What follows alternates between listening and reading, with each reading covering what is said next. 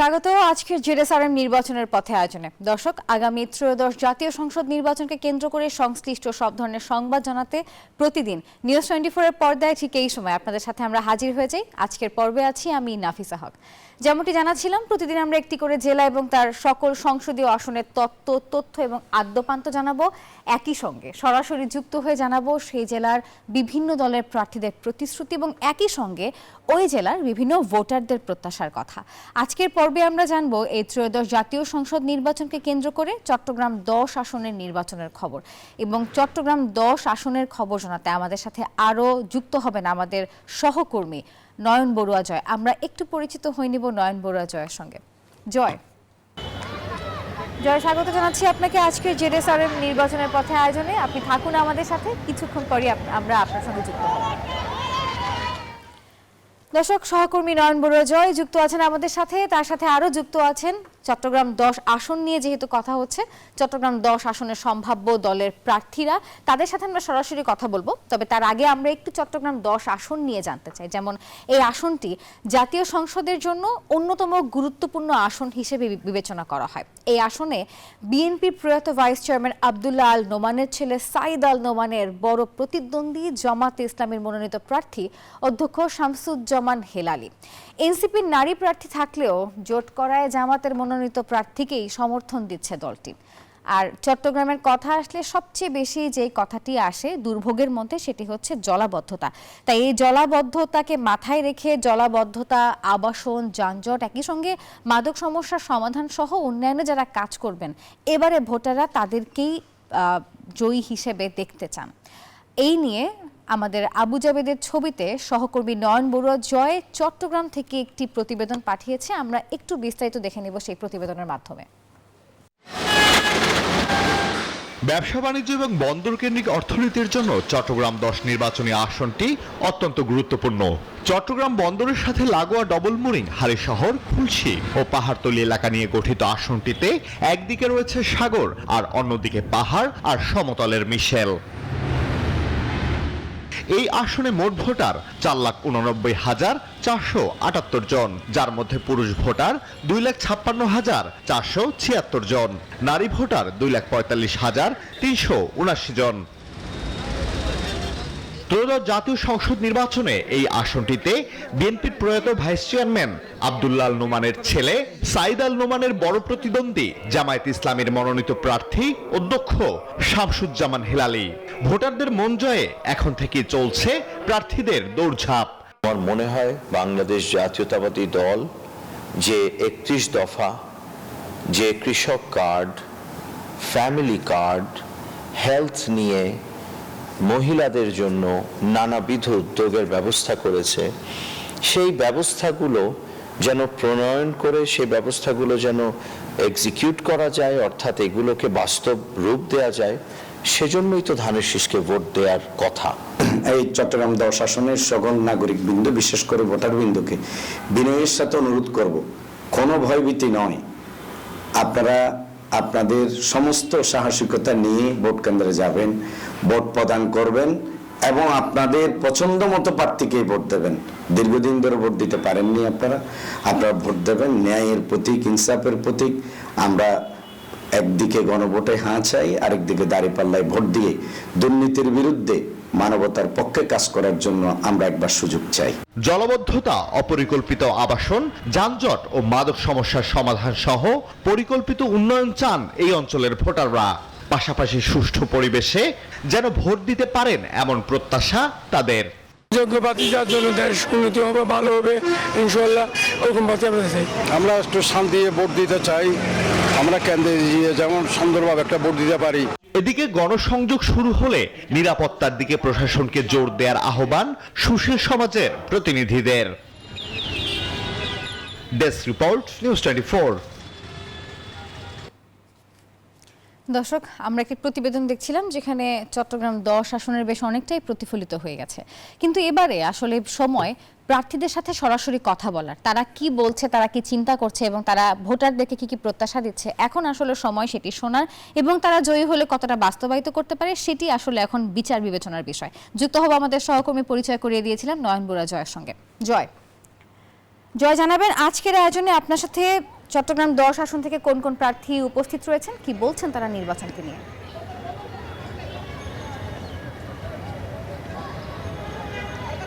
ধন্যবাদ নাফিসা আপনাকে। আজকের যে নির্বাচনের পথে নিউজ 24-এর যে নিয়মিত আয়োজন, তো চট্টগ্রাম পর্বে আমরা কিন্তু হাজির হয়েছি। চট্টগ্রাম 10 আসন বলতে যে চট্টগ্রাম শহরের একটি আসন, যেহেতু বন্দরের সাথে লাগোয়া একটি আসন, তার কারণে চট্টগ্রামের 16টি আসনের মধ্যে সবচেয়ে গুরুত্বপূর্ণ একটি আসন চট্টগ্রাম 10 আসন। এই 10 আসনে প্রার্থীর ক্ষেত্রে কিন্তু অনেক যাচাই বাছাই করে সব দলের প্রার্থী দেওয়া হয়েছে। এর মধ্যে বিএনপির প্রার্থী সাহিদ আর নোমান, আবদুল্লাহ নোমানের সন্তান সাহিদ আর নোমানকে মনোনীত করেছেন।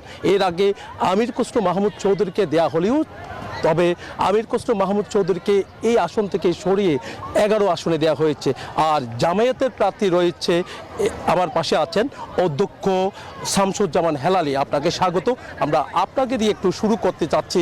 চট্টগ্রাম 10 আসন গুরুত্বপূর্ণ একটি আসন। এই আসনে 22 তারিখ থেকে যে একেবারে গণসংযোগে পুরোদমে আপনারা নেমে পড়বেন, কেমন আশা করছেন? আমি চ্যানেল 24-এর সকল দর্শকবৃন্দকে আন্তরিকভাবে মোবারকবাদ এবং ধন্যবাদ জানাচ্ছি।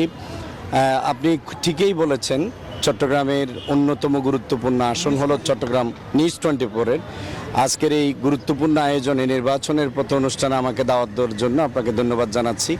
চট্টগ্রামের সবচেয়ে গুরুত্বপূর্ণ একটি আসন চট্টগ্রাম 10 আসন। এই আসনে প্রায় 5 লক্ষের কাছাকাছি ভোটার। এই ভোটারকে নিয়ে ইনশাল্লাহ 12 ফেব্রুয়ারি নির্বাচন হবে।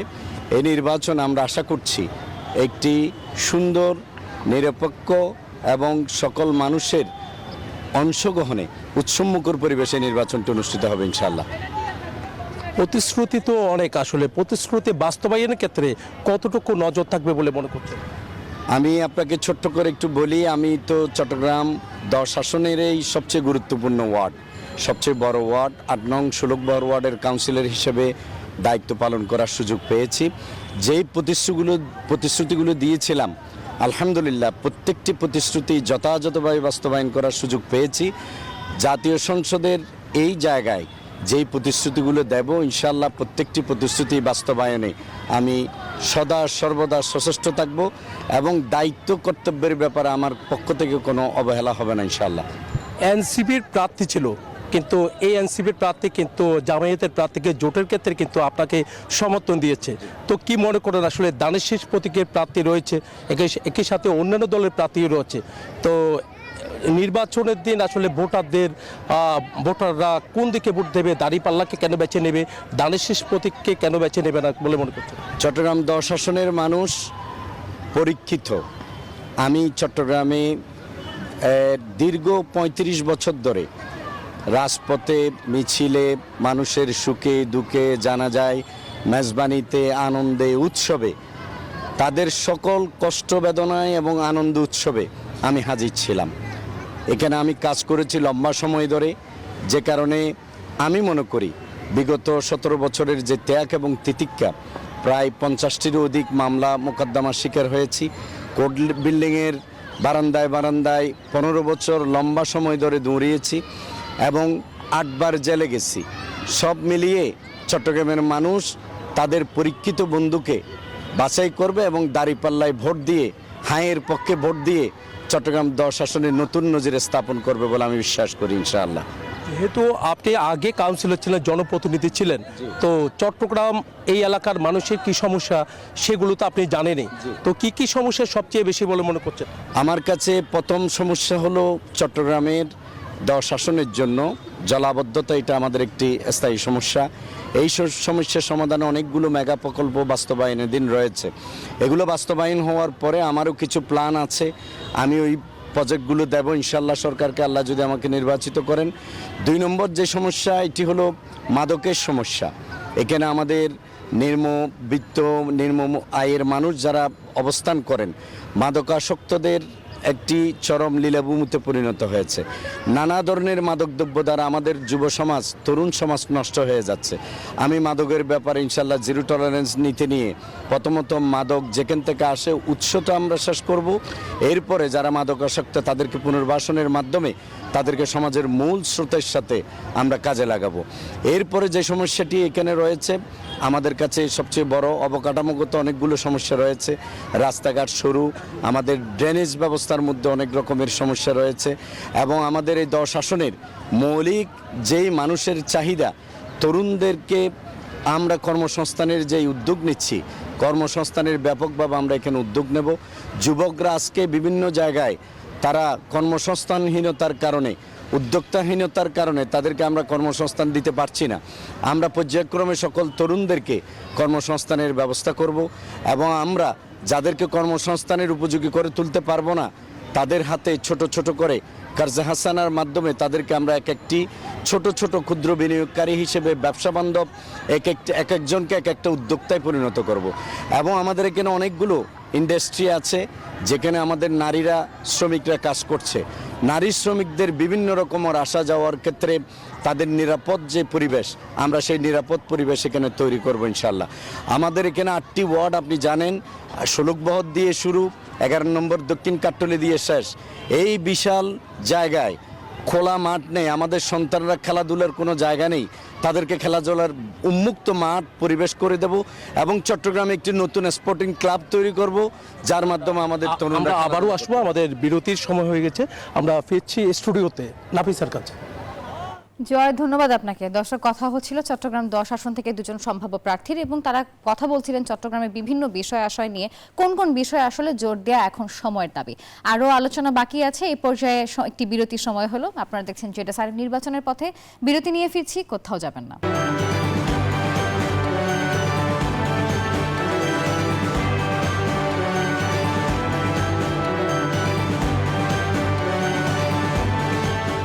বিরতির পর আরো একবার স্বাগত জানাচ্ছি, দেখছেন যেটা স্যারের নির্বাচনের পথে। আমরা আবারও আমাদের আলোচনায় ফিরতে চাই, যুক্ত হতে চাই নয়ন বড়ুয়া জয়ের সঙ্গে।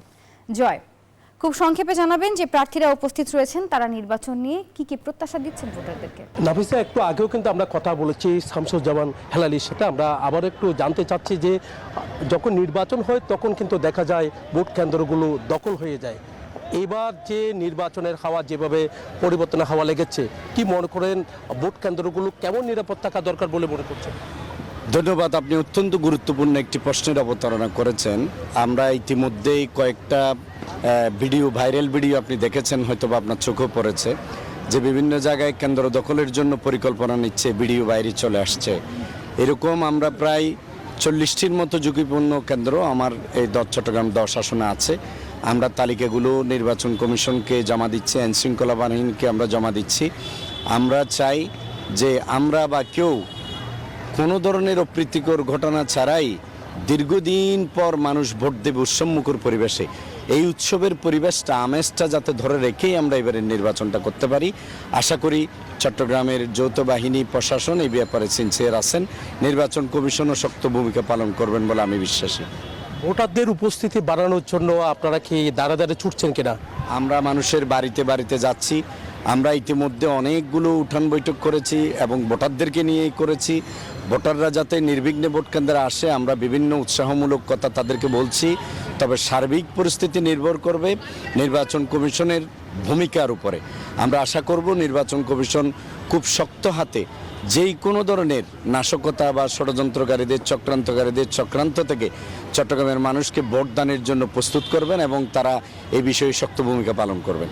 ভোটারদের ভয় দেখানো, ভয় ভীতি দেখানো নির্বাচনের আগে, আবার ভোটাররা কিন্তু যখন কেন্দ্রে যেতে আর আগ্রহ করে না। কি মনে করেন আসলে যে এবার আপনাদের যারা সমর্থক আছে তারা কি কেন্দ্রের আশপাশ এলাকায় কিন্তু কঠোর অবস্থানে থাকবে? আমরা আমাদের সর্বোচ্চ প্রস্তুতি নিয়ে ইনশাল্লাহ আমরা ভোটের মাঠে নেমেছি। আমরা দেখবেন আমাদের নারী ভোটাররাও এবার লাইন ধরে, লম্বা লাইন ধরে ভোট দিতে যাবেন এবং ভোট দিয়ে তারা চলে আসবেন না। এবার ভোট কেন্দ্রে ভোট গণনা শেষ হয়ে পাহারা দিয়ে ভোট কেন্দ্রের ফলাফল নিয়েই তারা ওখান থেকে বেরিয়ে আসবেন। অন্যান্যবার যেভাবে আগেভাগেই অনেক কিছু করার চেষ্টা করা হয়েছে, এবার এগুলো সফল হবে না। আমরা ভোট কেন্দ্রগুলো পাহারা দেওয়ার ব্যবস্থা করব ইনশাল্লাহ। আমরা নিজেরা কোনো অন্যায় করব না, ইনশাল্লাহ কাউকে কোনো অন্যায় করতেও দেবো না ইনশাল্লাহ। সব কেন্দ্রগুলো পাহারা দেওয়া সম্ভব হবে? সম্ভব হবে, আমরা সে বিষয়ে প্রস্তুতি নিচ্ছি। আমাদের শ্রমিক কল্যাণ ফেডারেশন আছে, আমাদের শ্রমিক সংগঠন, ইসলামী ছাত্র শিবির আছে, মহিলা জামাত আছে, জামাত ইসলামী আছে এবং বিভিন্ন সামাজিক সংগঠন, সমস্ত সামাজিক সংগঠনগুলো এক ঐক্যবদ্ধ হয়ে এবার দেশকে আমরা মনে করি স্বাধীনভাবে ভোটদানের একটা পরিবেশ যার যার তাগিদেই মানুষ ফিরিয়ে আনবে ইনশাআল্লাহ। আচরণবিধি কতটুকু মানে? আমরা 100% আচরণবিধি মেনেই কাজ করছি, ভবিষ্যতেও মেনে চলবো। যারা আচরণবিধি মানছে না তাদের ব্যাপারে নির্বাচন কমিশনকে আমি আরও কঠোর হওয়ার জন্য অনুরোধ করব। অনেক ধন্যবাদ। আমরা এতক্ষণ ধরে কথা বলেছি জামায়াতে মনোনীত প্রার্থী শামসুজ্জামান হেলালির সাথে। এর আগে কিন্তু আমরা জানানোর চেষ্টা করেছি চট্টগ্রাম 10 আসন গুরুত্বপূর্ণ একটি আসন, বিএনপির মনোনীত প্রার্থী রয়েছে এখানে সাইদ আর নোমান। এই ছিল আমার এখানকার সর্বশেষ। ফিরে যাচ্ছে স্টুডিওতে নাফিসার কাছে। জয়, অসংখ্য ধন্যবাদ আপনাকে যুক্ত হওয়ার জন্য। সেই সঙ্গে ধন্যবাদ দর্শক যারা এতক্ষণ আমাদের দেখছিলেন এবং জেডএসআর নির্বাচনের পথে আয়োজনে সবসময় আপনারা আমাদেরকে অনুপ্রাণিত করে থাকেন, আমাদের সঙ্গে থাকেন। অসংখ্য ধন্যবাদ জানিয়ে আজকের আয়োজন এখানেই শেষ করছি। এতক্ষণ আমাদের সঙ্গে থাকার জন্য ধন্যবাদ সবাইকে।